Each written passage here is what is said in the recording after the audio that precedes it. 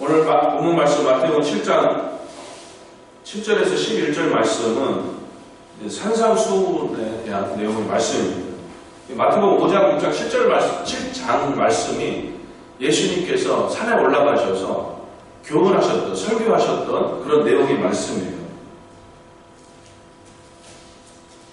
5장 같은 경우에는 천국 삶의 새로운 기준을 제시를 해주고 있고, 그리고 6장 같은 경우에는 천국 백성의 삶에 대해서, 그리고 7장에 대해서는 천국에 들어가는 삶에 대해서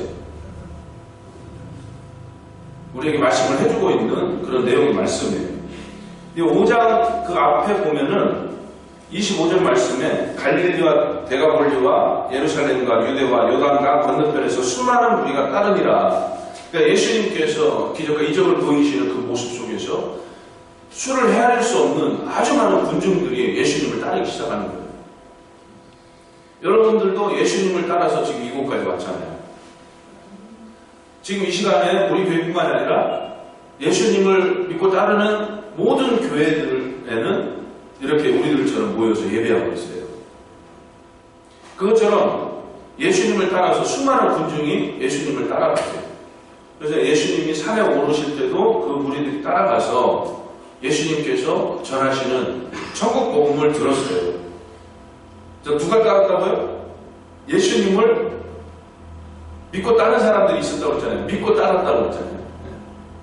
예수님을 믿은 사람들이 따랐다는 거죠. 예수님이 기적과 이적을 보이니까 관심을 갖고, 이 사람이, 이분이 구약에서 이야기했던 메시아인가 보다 생각을 하고 따라갔다는 것이에요. 그 따라온 무리들을 향하여서 복음을 전하는 거예요.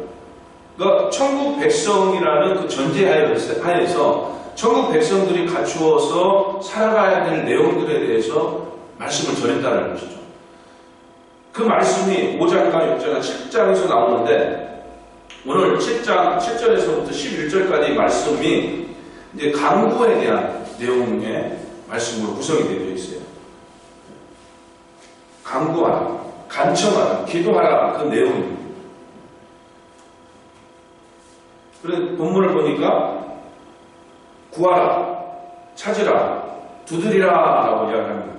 구하면 주실 것이고, 찾으면 찾아낼 것이고, 두드리면 열릴 것이다 라고 말씀드립니다. 여러분, 구하고 계세요? 찾고 계세요? 두드리고 계십니까? 네. 우리 권사님은 그렇게 하시랍니다. 네, 아멘입니다. 네. 다른 분들은 어떠세요? 바라고 원하는 것들을 구해보셨나요? 바라고 원하는 것들을.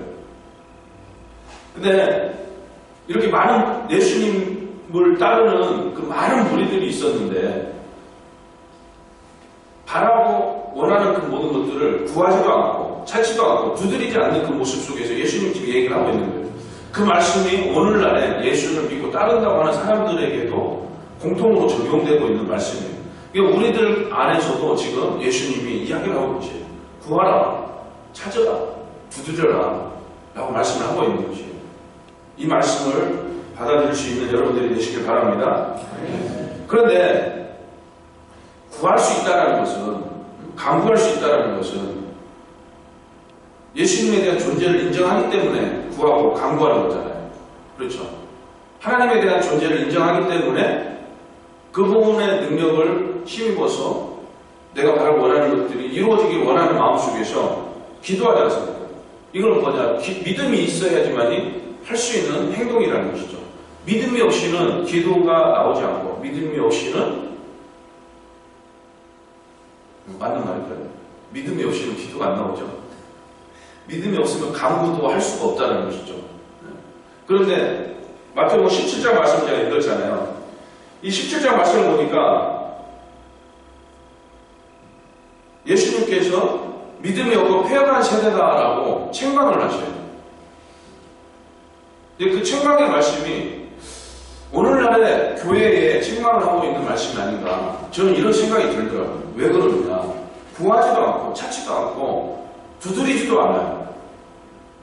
구하고 찾고 두드리면은 오늘 본문 말씀에서 11절에서 너희 아버지께서 구하는 자에게 좋은 것으로 주시지 않겠느냐, 좋은 것을 주시겠다고 분명하게 말씀을 하셨는데, 구하지도 않아요. 찾지도 않아요. 두드리지도 않아요. 이 이유는 예수님을 믿고 따른다고 하면서도 정작 그 안에는 믿음이 없기 때문에 내가 믿음이 있다고 말을 하지만 그 믿음이 예수님이 인정하는 참 믿음이 아니기 때문에 그래서 그렇다는 것이죠. 마태복음 17장 14절에서 21절 말씀을 제가 읽었어요. 그 말씀에 대한 내용은 뭐냐? 예수님이 변화산에서 베드로와 야고보와 요한을 데리고 변화산에 올라갔을 때 12명에서 3명의 제자를 빼면 몇 명이 남죠? 9명의 제자가 남잖아요. 이 9명의 제자가 산 밑에 있었어요. 산 밑에서 있는데 어떤 한 무리 중에 어떤 사람이 있었느냐? 간질병을 앓는 환자의 아버지가 있었어요. 그러니까 간질병을 앓는 그 아들, 간질병도 걸려있고 그 가운데 귀신까지 들려있는 그 아들을 보게 됐는데 이 아들의 아버지가 9명의 제자들에게 요청을 해요. 귀신을 쫓아주시옵소서. 그런데 귀신을 쫓아내지 못하는 거예요. 이 제자들이. 아직 성령을 받지 않았을까요? 아니요. 그 앞서서 어떤 일이 있었느냐? 마태복음 10장 1절 말씀을 보면은 예수께서 그의 12제자를 부르사 더러운 귀신을 쫓아내며 모든 병과 모든 약한 것을 고치시는 권능을 주시니라 말씀하셨어요. 예수님께서 귀신을 떠나게 만드는 그리고 병을 고치는 어떤 능력들이 나타나는 이런 권능을 주셨다는 것이죠. 그 제자들은 이 주님이 주신 권능을 받았어요. 그리고 누가복음 10장 17절 말씀을 보면은 예수님이 70인을 파송을 보내는 그런 말씀이 나와요. 파송을 보냈는데 예수님이 주신 그 권능을 통하여서 복음을 전하는 그 와중에 귀신이 떠나가고 무한한 능력들이 나타나는 그런 역사가 일어났어요. 그래서 이 70명의 제자들이 너무 기뻐서 예수님을 찾아와서 이야기하는 거예요. 주여 주의 이름이면 귀신들도 우리에게 항복하더이다 라고 말씀합니다. 이렇게 예수님이 제자들에게 인간이 가질 수 없는 그런 특별한 권능을 주셨어요. 권능을 주셨는데 이 간질병 환자, 그 아들의 병을 고치지 못함과 동시에 귀신도 쫓아내지 못하는 그런 상황이 발생이 된 것이에요. 그래서 예수님이 변화산에서 내려오신 거예요. 내려오니까 이 간질병 환자의 아버지가 달려오면서 엎드려 17장에서 이야기하죠. 엎드려 예수님에게 간구하는 거예요. 간구할 때에 제자들이 못 고치더라고요. 이렇게 이야기하는 거예요. 그러자 예수님이 뭐라고 했다고요? 이 믿음이 없고 패역한 세대라고 말씀을 합니다. 믿음이 없고 패역한 세대.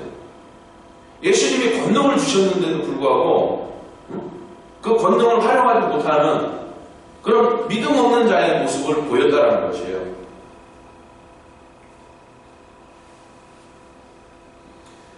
이 믿음이 없고 패역한 세대를 책망하시는 그 책망에는 두 부류에게 이야기하고 있어요. 이 환자의 아버지에게 믿음이 없음을 책망을 하는 것과 그리고 이 9명의 제자들에게 믿음이 없음을 책망을 하고 있습니다.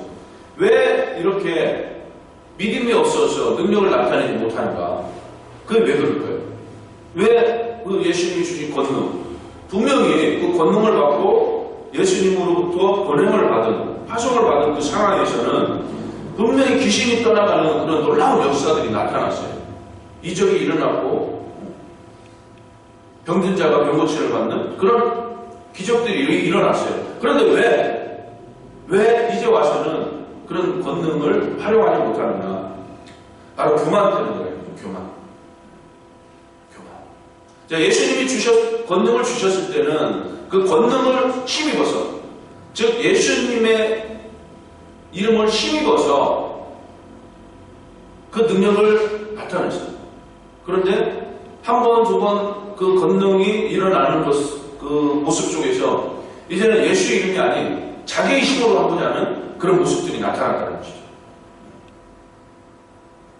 그러니까 오늘날에도 이 구하지 못하고 찾지 못하고 두드리지 않는 그 이유는 그 이유는 우리가 믿음이 있다고 하면서도 이 믿음이 정말 이 믿음으로 구해야 되는데, 믿음으로 찾아야 되고, 믿음으로 두드려서 만나야 되는데, 얻어야 되는데, 그러지 못한다는 것이에요. 이 믿음이 아니라 내가 하고자 하는 내 의지가 앞서기 때문에, 내 생각이 앞서.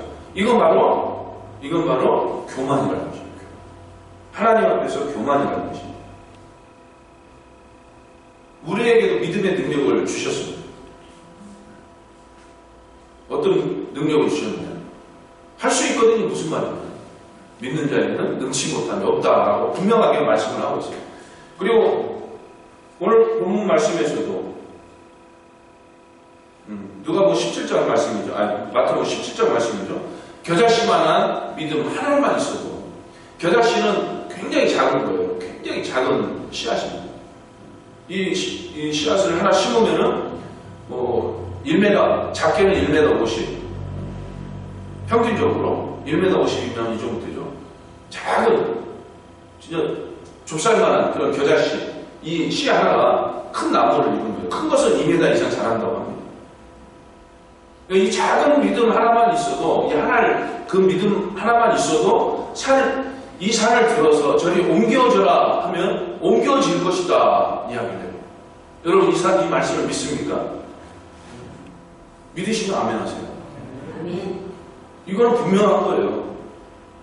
이러한 믿음만 있으면 이 산을 들어서 저리 옮겨져라 하면 옮겨집니다. 분명하게 옮겨져요.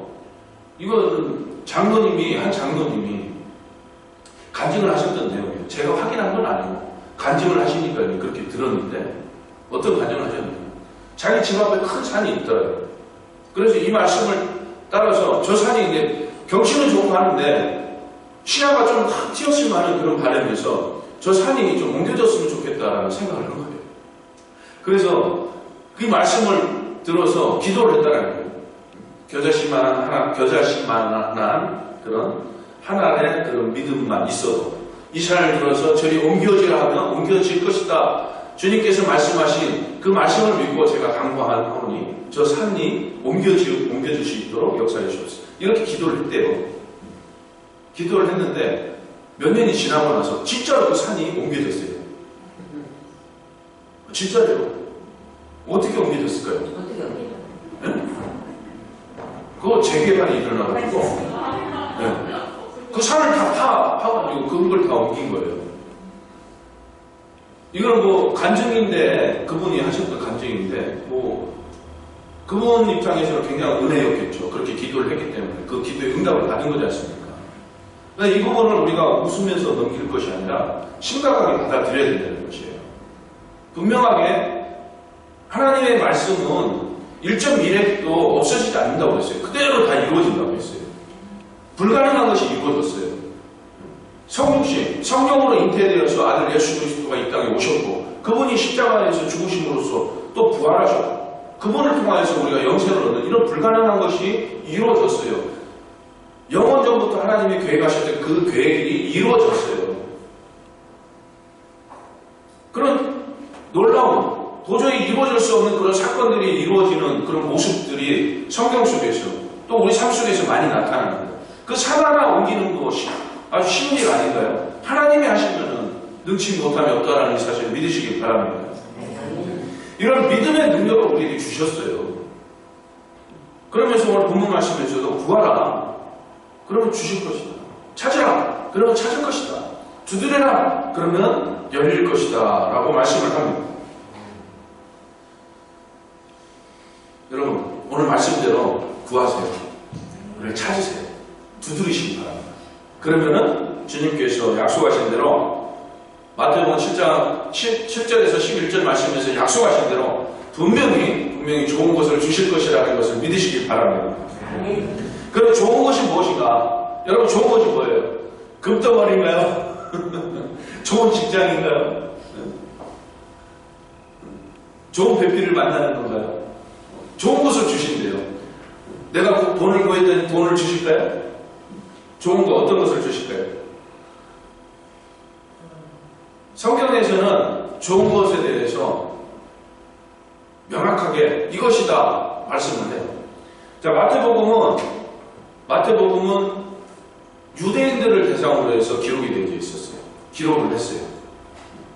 유대인을 대상으로 해서 기록을 했는데 이 기록한 내용들의 중점이 뭐냐?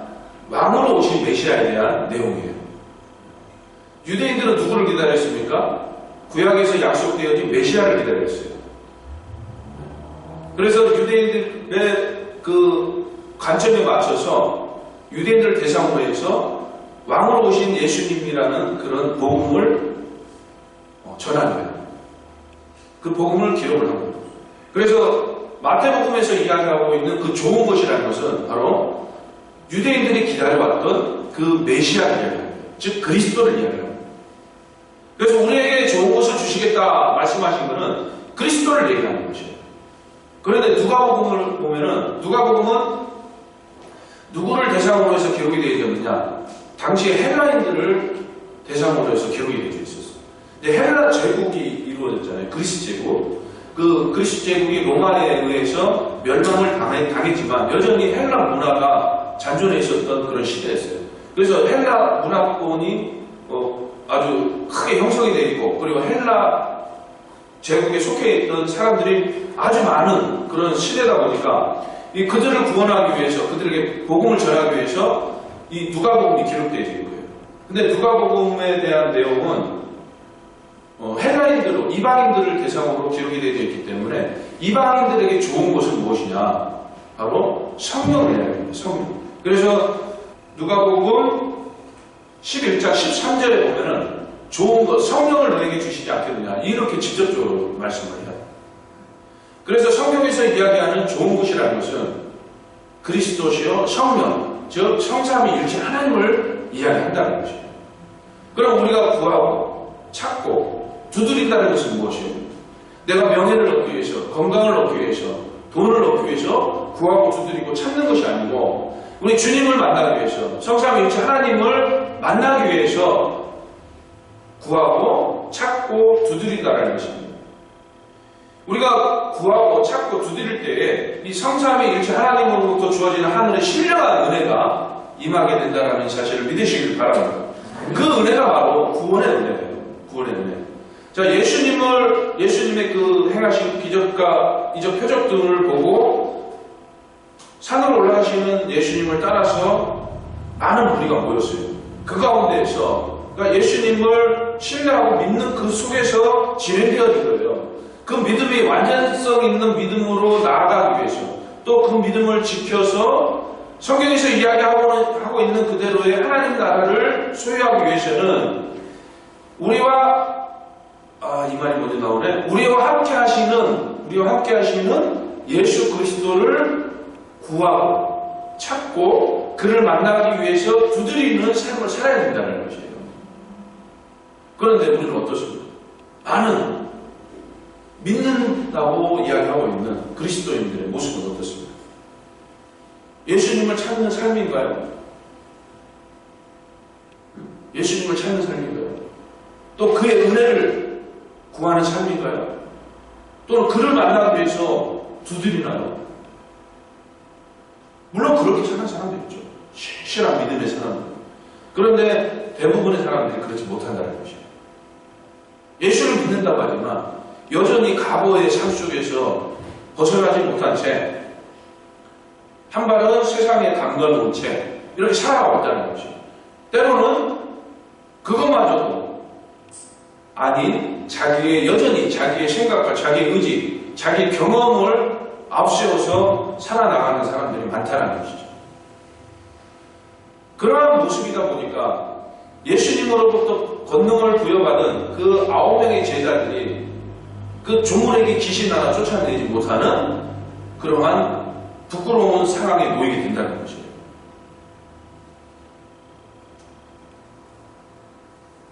우리는 그리스도를 만나기 위해서 구하고 찾고 두드리는 그러한 삶이 되어야 될 것입니다.